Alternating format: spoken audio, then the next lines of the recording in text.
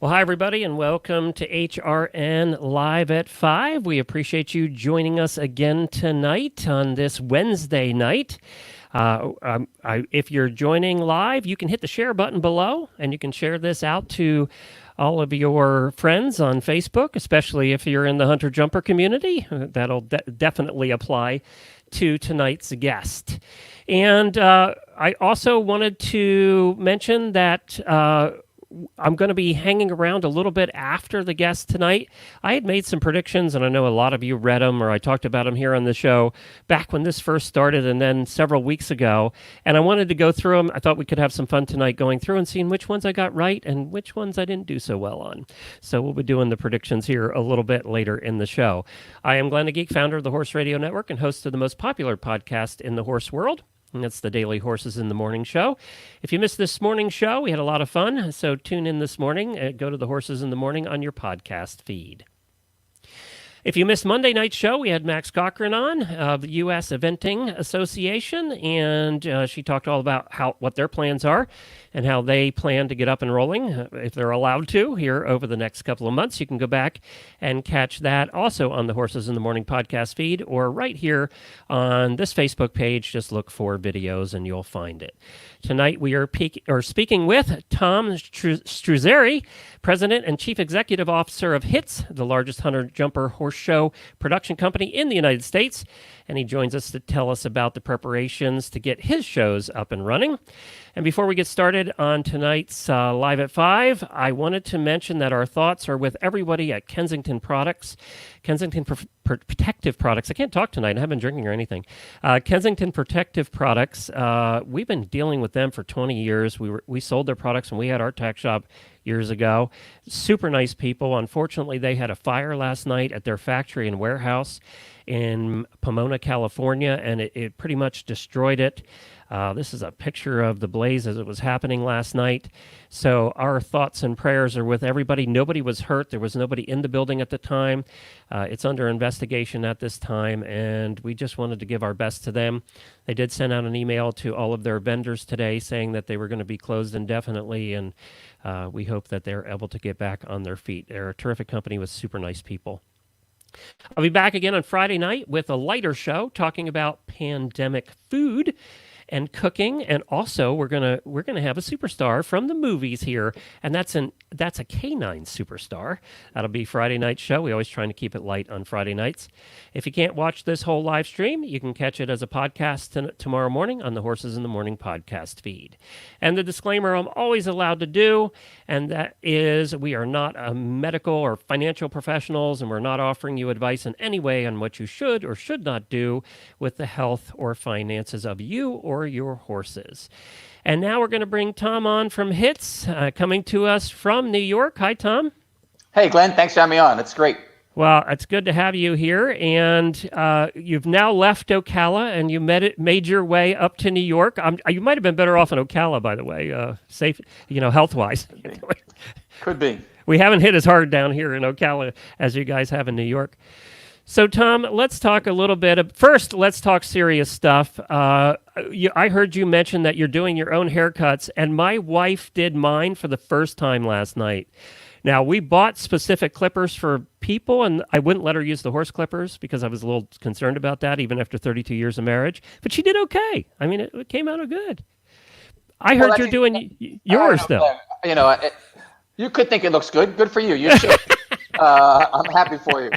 I have been, and lots of response to the HITS salon that may open up someday at the horse shows. A little, obviously tough to get my licensing, for hairdressing in a hurry. I was misinformed, thought I'd get it quicker, but I think ultimately it is going to open up. And Glenn, you're a candidate. All right, I'll be right there. Okay. Just call yourself a celebrity hairstylist. Then you don't need a license. You'll be fine. Sounds great. And I also like to start these shows every night with something that's really positive and uplifting. Tell us about what you guys have been doing with your meal program up there in Saugerties. Well, that, unlike the hair, that is a serious thing for us. And so, those who know me know that the food and beverage business is a business that I'm also in. We own some restaurants at different parts around the country. One right here in Saugerties, Diamond Mills Hotel and Tavern. and it's been a good place for me to do some meals for those who need meals at this time. Everybody from doctors and nurses at the hospital that we service. But we're doing over 5,000 meals a week. Wow. Out of our little place, right? We did 1,000 dinners tonight, and Do you box them up? Is that what you do? we do. Yeah. It's a few of them go to families, so that's easier. You do family of 4. That sure does save us some time and trouble. But the majority of the lunches and dinners that we do are individually packaged, and I think we could feed the whole world if you could distribute, right? That's the big challenge. But we're very fortunate here in Ulster County, New York, to have a good system of distribution, and these meals are getting to where they need to go. And it's been pretty satisfying work. I'm working with my family in our kitchen. We keep the kitchen is pretty isolated. We don't let lots of people in. So I've got my chef there, and then my wife and a couple of my children. So I guess I'm fourth and a fifth when you count the chef on the staff there. So I get to do all the menial work, right? And it was funny today. I was chopping quite a bit of onions, and then I had to slip out around 10:30 to make a few phone calls, and crying your eyeballs out. and I didn't think of it, but I was on the phone, and what the heck is going on? I couldn't stop cheering, and it turned out it's because my hands are so close to my face, even though I didn't wash them. You can't get onion off. No. Yeah, we did the washing, and all the washing we've been talking about. I seem to wash my hands 50 times a day, but the onion, I had the onion tears going pretty good today. Well, good for you guys for doing that, and good for the family for doing that too, for your whole family pitching in. Well, it's a selfish thing. I like to think that it's making us feel as good as anybody else. So it's a good way to occupy our time, make us feel like we're making some kind of a difference. So we're doing it. We're doing it for all the wrong reasons, all because it makes us feel good. Well, good. I'm glad.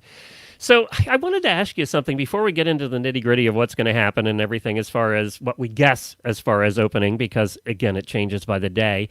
The governor of Florida is speaking right now, so we'll know what we're going to be doing down here in Florida here very shortly as far as reopening. And, of course, everybody's been following your governor in New York's everybody in the world watches his daily updates, right? I think we know more about New York than any other place in the world right now. But for you, I mean, in the office, it must be something to try and plan and replan with all the contingencies that have to take place based on something you don't know whether it's going to happen or not.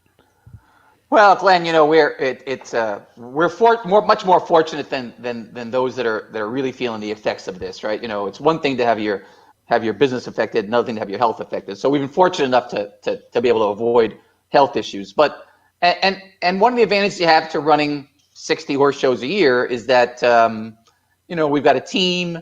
So if the financial problems of losing a horse show is one thing, but not so complicated for us really to regroup and put some other horse shows, put the next group of horse shows on. Not difficult. I've got a great team. A lot of the people are working. All the people except for Kristen Vale working from home. So we've got our technology significantly better than it was this time, a few months ago. So we're able to be pretty nimble, basically because we have 25 office people. So it's a relatively big staff, and all of them have their set of skills that they're using right now. So not as bad for us as it might be for the one-offs. I think are the ones having the hardest problem. If you have a horse show that's a huge charity and a fantastic event that you put all year towards that event, and then you wind up losing it. Those are the ones I really feel sorry for right now. Yeah, because they don't get that recovery chance this year. They have to wait a year to do that. Exactly. And there's a lot of those I've noticed now. We're seeing cancellations even since we did this Monday night. We're seeing cancellations into July and August for a lot of shows, just because they can't afford to take the risk. And they have to that's a financial decision then at some point to do that.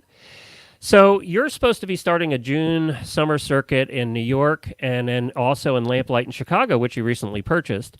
So as far as New York is concerned, actually, that's the one I think you might have a tougher time in because he's being very conservative, right? But what are your thoughts on New York and then Chicago? Well, New York, we lost a few of our May shows, of course, right? So those we're not going to have, and we're hoping to do June events. And what's the chances? 50-50. We really never thought the May events were going to happen. Ever since March when we canceled at the end of Ocala there, we were pretty confident that May would be pretty difficult to get in. We're very hopeful for June, making all the preparations as if we were going to be able to start in June. Governor Cuomo he's been smart and conservative about how we get back in. They just put together a panel of 100 business people throughout the state. Maybe it was 100 names. It seemed like 100. And they're going to decide regionally whether or not your particular business can open. I think it seems that it's based on your safety protocol and your distancing protocol, as well as how essential your business is. There are a number of horse people on that committee, which is nice. So it's good. I think it's good for the horse world to know that. Well, and racing, of course, in your area is huge too. So that's the other big one, right? For sure. Yeah. And there's even a few. There are even a few clients of ours that I recognized. We're going to reach out to them and explain to them our protocol and speak for all upstate New York horse shows when we do. Hopefully, we'll be successful at letting them realize that that we can accomplish the social distancing. We don't have a lot of spectators. The only one who gets a lot of people into their events is you. The only people they listen to your podcast, but we don't get those kind of crowds at our horse shows, Glenn. So we take a lesson from you. So we're very social distanced here. So and people see us sitting real close together, but Glenn and I are we're very far apart. But so I think we're gonna make our case to them, and the governor has said if for 14 days in a row that the signs are right and the curve is correct, that there's a chance of events of a business opening June 1st. Some are May 15th, and some then 14 days after. So we still have some hope for June. But I will tell you, Glenn, if it's not June, then we're gonna have the same exact hope for July. You have the flexibility just to move it around. Well, all of our horse shows are sanctioned by the USEF, right? And I know I've heard Billy Maroney on with you, and so there's been some talk of if horse shows cancel, can they move to other horse show dates, et cetera? Can they just a May show cancel and move to July, for example? I'm not a proponent of that, so we would not do that. So if we lose some shows in May or lose what we have, if we lose shows in June, then we'll just make our best effort to make our July shows spectacular and do our best then. If we lose our July shows, we'll do the same for August. If we lose our August shows, we'll do the same for September. And heck, if we lose the whole season, then we'll have had several months to get our facility unbelievably ready for next year. It'll be super clean. Yeah, that's for sure. The sport was really doing well. I think you had a good winter, right, down south. We had a great winter in Ocala, some of our biggest numbers ever, especially for our high performance classes. And so, but I think the whole sport was going in the right direction. I think business was good. It was strong. People were horse showing. They were buying horses. They were coming to the horse shows. And I think this is not similar to what we may have experienced in 2000, 2007, 2008, that time where that was a different situation. This, of course, is much more tragic, but it's not necessarily money related. It wasn't because we fell off a cliff economically. Right. We fell off a cliff, health wise, which of course is much more horrible. But nevertheless, as far as when you're talking about bringing business back, I think there'll be potentially less reluctance in our clients to say, okay, let's get back to the horse shows now once it's safe, once they feel it's safe to do so. And I wanted to also mention, if you're watching live, please do tell us in the comments. We can see the comments, and so can Tom. So if you have a question, or what we'd really like to know is where you're from. So tell us state or country and post those in the comments, and we'd appreciate that. And if you have any questions, post them there as well. What about Chicago? What's the story over there? Well, so Lamplight Equestrian Center, there's a property that we bought. We just closed on it a few weeks ago. So again, obviously I'm demonstrating how bullish I am on the sport in the long run, because that was big checks to write and a big commitment on our part. And you can't even get in there, right? You can't even take possession really at this point. Yeah, barely. That's for sure. They're starting to loosen some of that up now, May 1st. So we're gonna go there. I'm scheduled to be there to drive there or with my son and some of my team that's out there already who are anxious to start, starting next Monday. Lamplight, beautiful facility, has a history of having successful horse shows. So we've had a full slate of horse shows. Again, the May show's canceled, so kind of the same parallel to what we're doing in New York. Hoping that the first week of June works. If it doesn't work, hope that the second week of June works. If it doesn't work, the third week of June, or the July shows, or again the August shows. Same plan as New York. Same kind of social distancing protocol. The horse shows at both New York and at Lamplight are potentially going to be smaller. If you try to spread it out and I was going to say, with social distancing and having to do the stalls and kind of divide those up, it's going to have to be a little smaller, won't it? Right. The Lamplight property is a smaller property anyway, so that will be I think even a little more of a challenge, Glenn, in that it's I think to get the density is going to be challenging there. The Saugerties property with 1,100 permanent stalls and the tents, et cetera, that's not going to be as big a challenge. Or Culpeper, when we get there in July, hopefully not a big challenge, a big property spread out. So I think that one might work. But the Lamplight one will be a little challenging, or at least more challenging than some of our other facilities. So let's talk a little bit about the facilities. I had a talk with Max on Monday night, and I think you probably know Max Cochran. So Everybody knows Max. And she talked about how they're definitely going to have to get their electronic entries in. And I've heard that across the English and Western world, that those programs are going to have to be in place. You're going to sign up. You're going to file all your paperwork. You're basically not going to have to go to an office. Are you guys looking at the same kind of thing? Yeah, for sure. We're actually working hard with our program writers to see if we can't make that, to streamline that as best we can. Obviously, the office will be there, and right. We'll all be there if they need us. And we're also going to assign a concierge. One of the benefits to having a big payroll, not necessarily all the time, but one of the benefits in this time, is that we can, we're going to assign, say 8 or 10 trainers to each of the people in the office, and they'll be their personal concierge. So if in fact there's something we haven't covered and you need to speak to somebody, you'll be able to text them. Get them all your ads, scratches, do all your checkout for paying, etc. Right there with them. By the way, this was all going to happen in the next couple of years anyway. We're just moving it up, right? Exactly. So that I think that's going to be a plus. We're not going to do something like. So one of the things that's kind of interesting that we're going to do is not going to have any ribbons or trophies in the ring. But we're going to account for those. If you're a person who likes to get ribbons and trophies, and I know if I were showing. If I ever were able to win one, I'd like one. But if those who don't necessarily need those, we're going to allow you that as a credit towards. We're going to go ahead and do some incremental meals for some people who are needy at this time, and we'll do some extra meals. So a guy like you, Glenn, I know your riding is a little soft. Sorry to hear that. But if you were to ever win a ribbon, it's terrible. You might be able to pick up a meal or so based on ribbons. I'll need it. Yeah.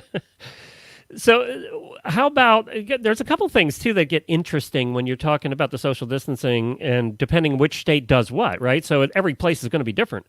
And I know some shows are taking a look now at not being able, they're going to have to limit the number of grooms. They're going to have to limit the number of support people per horses that come in and out. And I know you have talked about having more people trailering in and trailering out and having that as an option. Get in, do your show, and get back out within hours. Yeah, for sure. Before I got on this call with you, I was working hard on my schedule for both locations to see how I can organize a show and go schedule. So, for example, if you wanted to show we typically will do our adult amateur hunters, for example, over Saturday and Sunday, and that way they can jump the extra class. They can jump 4 times in under saddle. We're really in the weeds here, but what the heck? Yeah. So, our change would be that those adults could show. That will happen just on Saturday.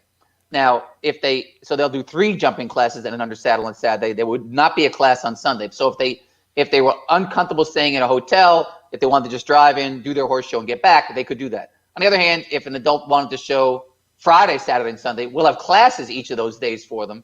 But each of the divisions will be much more concentrated than we normally would do to open up that opportunity to ship in. And even if you're horse stabled there, but for the rider to have the least amount of exposure, come in, show, and go home. And of course, at this point, I don't think we're looking at spectators in any sporting event for the next several months, no matter what kind it is, across the country. That's I think that's pretty much a given at this point. One of the other questions, obviously, you're going to have social distancing. Food, will that be packaged and sent out rather than the way we've seen it in the past? Will it be those box lunches like you were doing there? Yeah, I'm getting pretty handy at that. So if you want to, if you're looking for mac and cheese and some carrots, Glenn, I could take care of it. Oh, good. Send some down. Yeah, I thought so. But we're going to modify. We're actually working right now on our restaurant in Saugerties, and we'll start working on the one in Culpeper for July, and we are working on the one starting May 1st in Illinois to make it so that we can accommodate food and beverage. One of the advantages we have is we do our own food and beverage at the horse shows. So that's a plus for us. Yeah, you can keep it a little tighter. Yeah, we can, and so you'll be able to. We won't take cash. We'll take what we call a HITS card, which many of our customers keep, and that goes right on your horse show bill. And so, or obviously credit cards. So we're going to eliminate a little bit more of the close distancing, close whatever you call it. There, we're going to try to eliminate cash, and obviously have a lot of prepackaged meals, a lot of opportunity to order your meal and then walk up and get it. We're going to give all that our best shot, Glenn. Oh, okay, good. How about one of the other things, not that anybody drinks in the horse world, but parties have been known to happen occasionally. I guess we're not going to be seeing as many parties. By the way, that was one thing Max talked about, because eventers are known for their Saturday night parties, right? She's like, yeah, we're going to all miss those Saturday night parties. I guess that kind of thing's going to go away too. Well, that works out pretty well for a boring guy like me, so that's going to be okay. I won't really notice that we won't have those. But you're right, though, Glenn. No opportunities like that.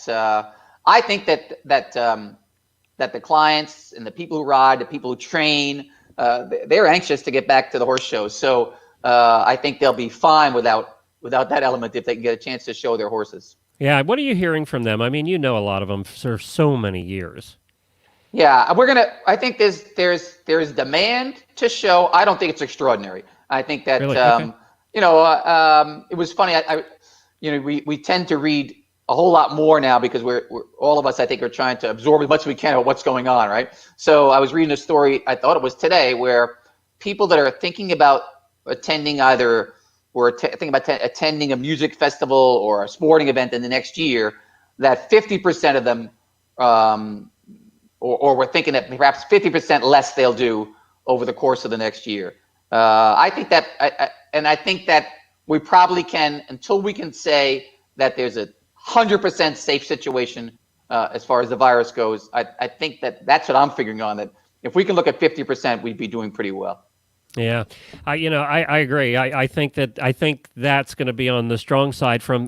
We also own the Florida Podcast Network, and we are on the travel side, so we keep an eye on all the travel publications coming out, and they're really being a little bit pessimistic about how soon people are going to get back to traveling for leisure, in great numbers. And actually, they're the travel industry is looking at that a little bit differently. They would like to see it grow slowly. They don't want to see huge numbers back in right now because they're afraid of that second wave, and the shutdowns that could happen in that second wave could be worse than the first. So they want to see it gradual. And I think when Disney opens, and we're going to hear about that in the next couple of weeks, when that opens, you're going to see the same thing. You're going to see them trying to limit crowds. So I think that's going to happen across the country as well.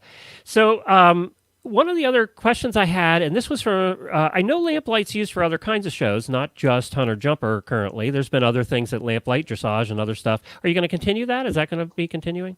We are. We're excited about that. We actually do more dressage than you might think, just as landlords than anything else. I mean, some big dressage shows happen at the Saugerties property. Yeah. That NIDA event in the fall. I know the regionals and all that kind of thing happen there. Yeah.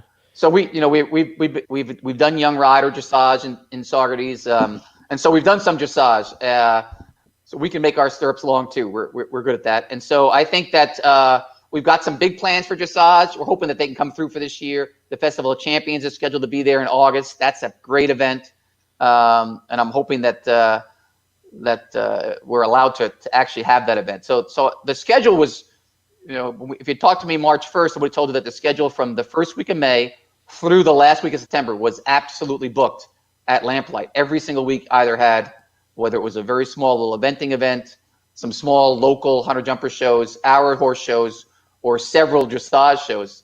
So it's disappointing, but we're in this for the long haul. I've been doing this since I started the horse business in 1977. So it's not going to make or break it on one season. So we're doing it for a while. And I always have to say on these shows too, and we say it on our morning show on Horses in the Morning all the time, we actually have a segment called Equestrian First World Problems. And the first thing we say is every equestrian problem is a first world problem. I mean, we're privileged to do what we do, and we're lucky to have the horses in our lives to help us get through all of this mentally and physically and every other way. But at the end of the day, as Max said on Monday night, we're all playing with horses, so, it's something we enjoy. It's important in our lives, but it is a first world problem. It's something there's a lot of things going on. When I saw the line for food, it's 4 miles long here in Florida, we have to keep that in mind too. Glenn, as you say that, I was off the phone with my partner in our city restaurant, and where we're also doing some meals for those in need. And he was talking to me about he was passing by a grocery store today. He lives right there in Manhattan, right by our restaurant, and he saw people drive up in cars actually going through some discarded food. Just to me, that's just it. It makes you stop and think about how lucky we are, for sure. So we have to cancel some horse shows. We'll make that work, and we're going to get through it one way or another. So if we can keep our health and keep our families healthy, then good for us. So you're right. We are pretty blessed, even in these horrible times. We're pretty blessed. So I do have a couple questions. Do you mind if we?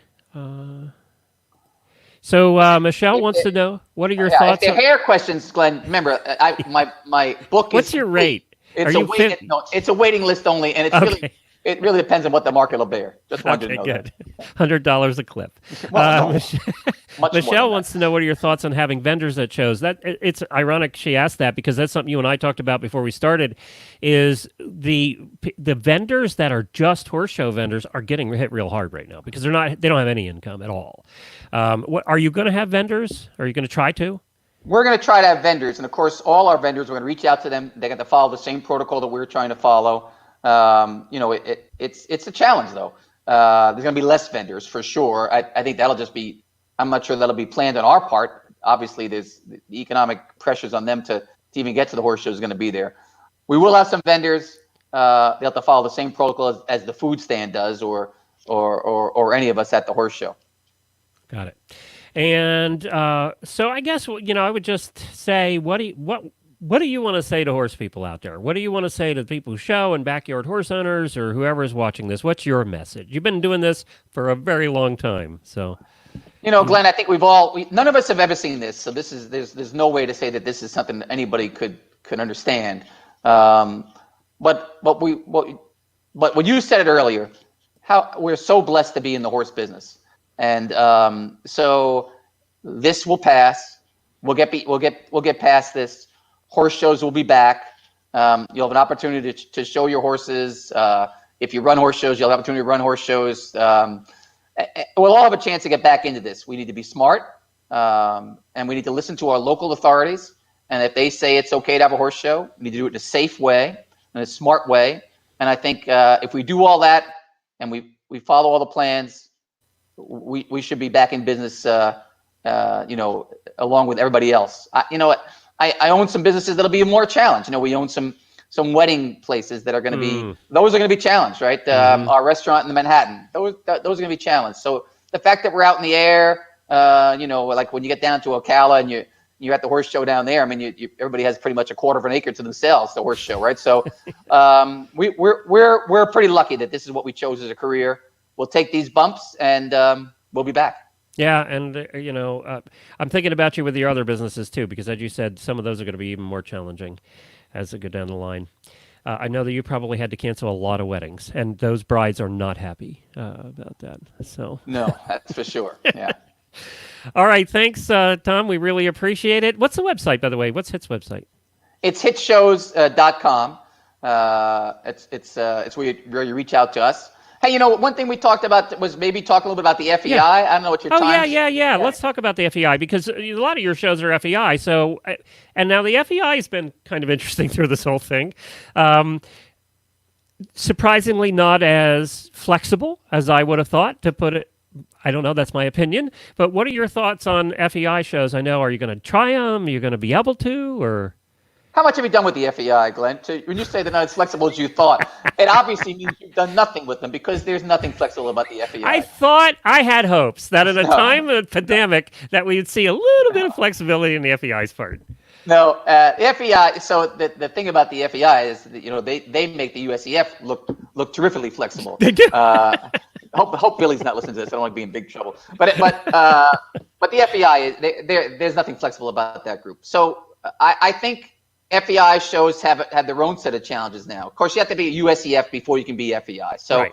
you got if you're able to have a USEF horse show and you are also sanctioned by the FEI, then it brings up all the challenges of that, which includes secure stabling. So all the things we're Which is trying going to to be do, interesting right now, right? we're trying to keep people separated. So if I say that we've got 80 horses that are going to jog for the FEI, we're going to put them all in one spot.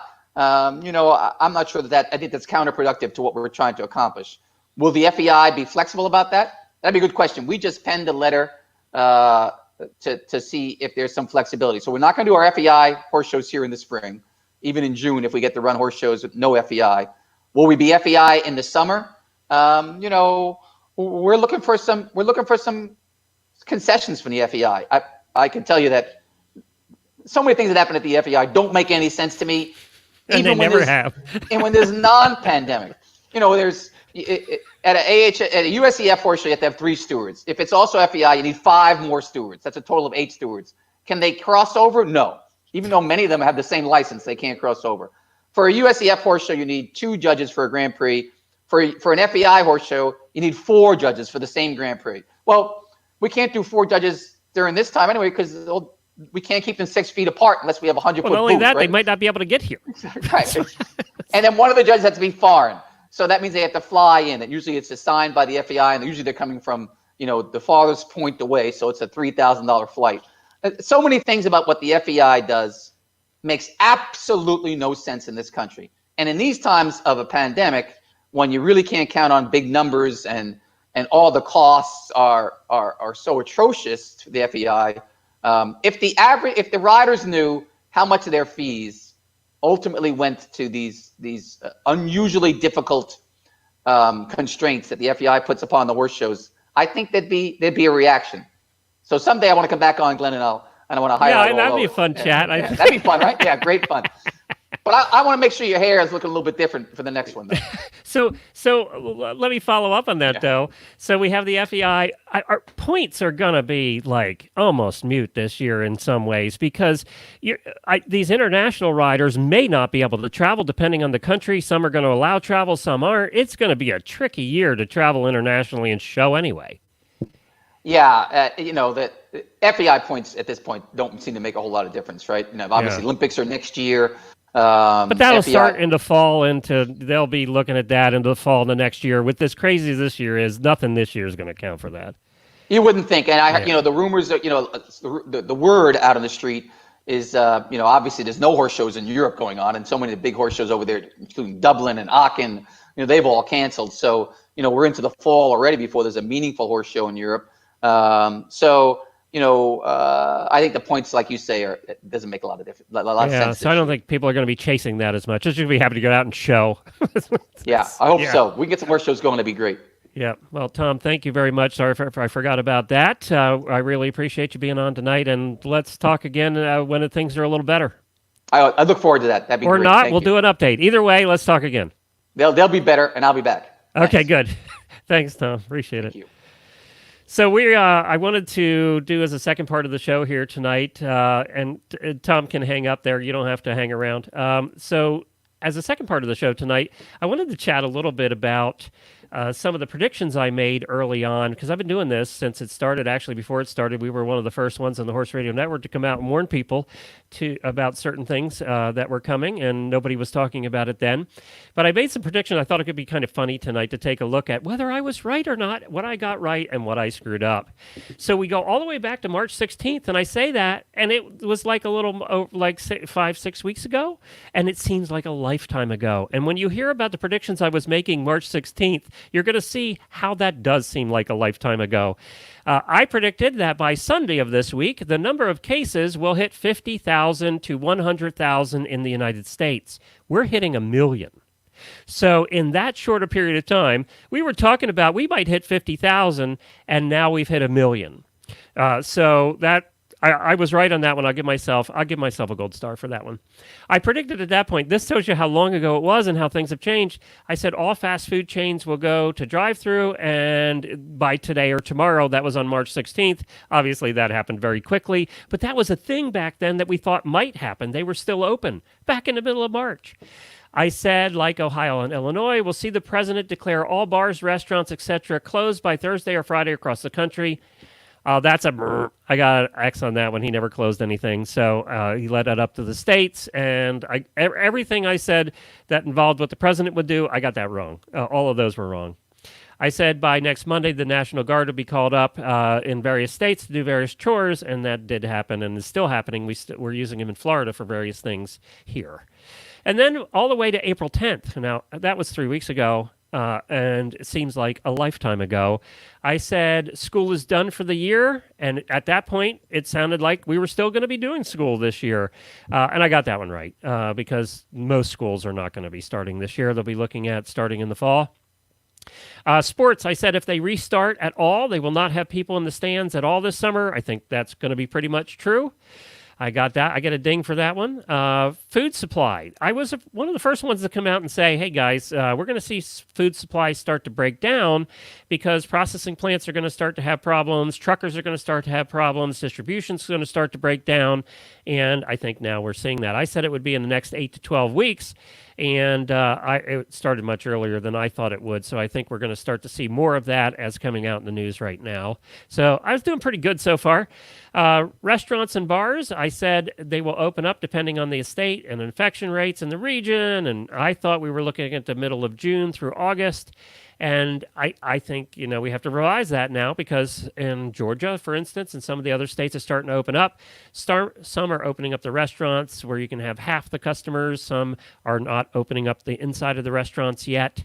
So I think I give myself half credit for that one. I think a lot of states will not be opening their restaurants quite this early. And we're certainly not going to see 100 restaurants at 100% anytime soon. And it's going to be tough for some restaurants, especially the independent restaurants. We have a lot of cool ones here in Ocala. They're going to have a tough time even operating at half the audience, half the diners in there. It's going to be interesting to see what happens. And I do hope that we see the servers' tips go way up. Well, maybe that'll happen. Although Ocala is not known for tipping heavily. I said festivals, concerts, and large summer gatherings. This was what I said back on April the 10th when we didn't know about any of this stuff. I said they'll not be happening until fall, if then, and I don't believe we're going to be seeing festivals and concerts and large summer gatherings.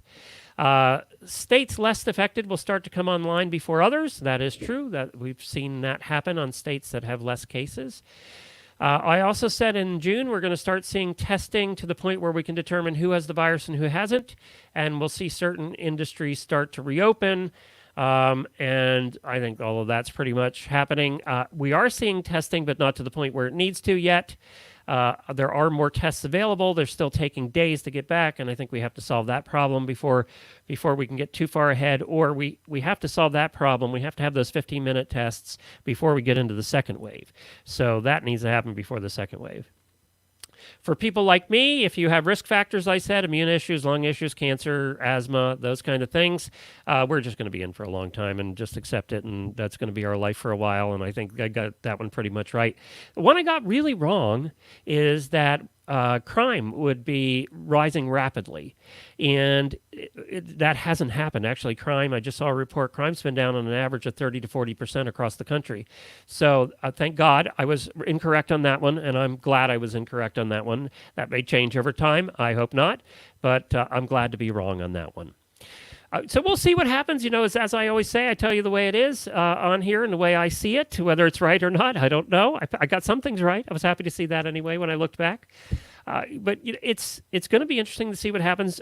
Germany, I saw today, has partly reopened, and they're already having cases go up again, and they're taking a look at whether They're taking a look at whether they're going to have to clamp down again. Japan has some parts of Japan now that have reopened, and they're looking at whether they're going to have to clamp down again. So it's what I've said all along. We're going to see very quickly. We're going to see very quickly in Georgia. This thing has a 14-day period where you know you're going to get sick if you get it. So over the next 4 to 6 weeks in the places that are opening up, the Georgias and the Texases and all the other states that are opening up a bit, we are going to see the cases increase. There's no question about that. Then it becomes a question of how much can people live with. And that's a bad pun. I wish I could reword that. How much can people tolerate in the form of deaths? So if we're averaging 1,500 to 2,500 people dying a day now, which is about what it is, I think today's going to be in the 2 to 2,500 range again. Yesterday was 2,500. You know, what's that going to get to before people start to become uncomfortable, governments start to become uncomfortable? It becomes uncomfortable when somebody you know dies. That's when it becomes uncomfortable. And yesterday, I had a good friend of mine in the podcasting world who lost his best friend from high school. They've been friends for years. I think he couldn't have been more than 40-some years old. He died yesterday. One of our listeners lost their dad yesterday, both of COVID. So, it becomes uncomfortable when you start to lose people that you know. That's when it becomes really uncomfortable. And I don't know what the tolerance point's going to be for governments or for the populace. Maybe there's not one. I don't know. Maybe that the government's going to say it's not worth it economically, and we're going to play this out. And we're just going to, what it is, it is. When hospitals, I feel bad for hospital workers if it increases again.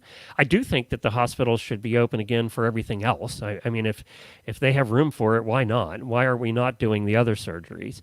And the interesting article I read yesterday is doctors saying, where have all the people who are dying of heart attacks and strokes all along on an average weekly basis? Where have they been? And I think some of it is they've been dying at home because they're afraid to go get care. So I hope that changes. I think we can open that up. Hospitals want to see that open up because there's certain parts of the hospitals that are empty. And there's certain types of doctors that aren't doing any work right now. So I think I hope that your doctor's office, your surgeon's office should know how to do masks and do things safely, we would hope. So I do hope that opens up. Where we are with horse shows, I've been talking about that all along. So I'll be talking more about that next week. We're going Western a little bit next week. We're going to be talking to somebody from the AQHA. It's going to come on, because they really haven't, expressed when things are going to start operating there. I know Texas is opening up a little, so it'll be good to talk to the AQHA on the Western side. We might have somebody from the USEF again on Monday. But Friday, we're going to have some fun. On Friday shows, I'm tired. I've done, 5 to 10 live shows by Friday. And so Friday, I'm going to have a very special guest on who is a dog trainer whose doggie just was starred in a major movie. So we're going to have her on to talk about what it's like to have your doggies in movies and what it's like to be on the sets. That should be a little fun. We all have doggies we're living with now closer than ever. So I think that'll be fun. And we're also going to have some 1 or 2 people on with recipes because we're all cooking a lot more than we ever have, and we're going to be talking about recipes.